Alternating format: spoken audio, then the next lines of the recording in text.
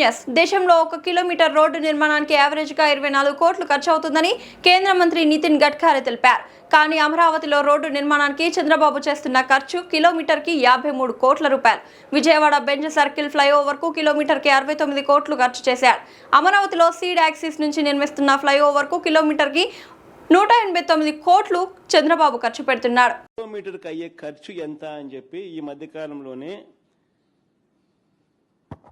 5 September 2026 పార్లమెంటులో కేంద్ర మంత్రి గారిని, హైవేస్ మినిస్టర్ని నితిన్ గడ్కరీ గారిని ప్రశ్న అడిగినారు పార్లమెంట్లో. ఆయన ఇచ్చిన సమాధానం ఒకసారి చూస్తే సివిల్ కన్స్ట్రక్షన్ ఎక్కడైనా కూడా యావరేజ్గా రోడ్లు వేయడానికి నేషనల్ హైవేకి అయ్యే ఖర్చు కిలోమీటర్కు 24 కోట్లు అని చెప్పి ఆయన పార్లమెంటుకు ఆయనంతకు ఆయనే లిఖితపూర్వకంగా సబ్మిట్ చేసిన లెటర్ అది.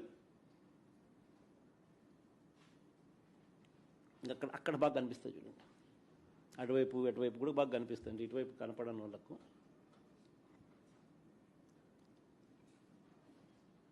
కానీ మన అమరావతిలో ఎంత తెలుసా కిలోమీటర్ ఖర్చు? 53 కోట్లు.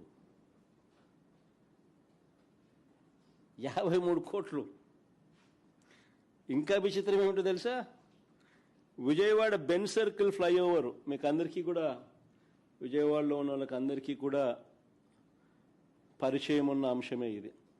బెంజ్ సర్కిల్ దగ్గర ఫ్లైఓవర్కు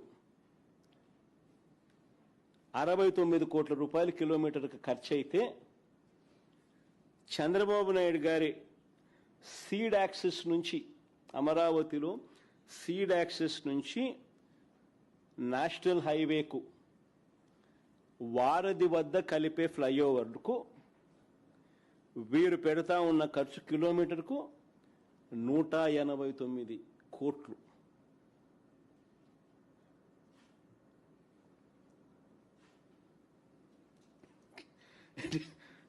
నిజంగా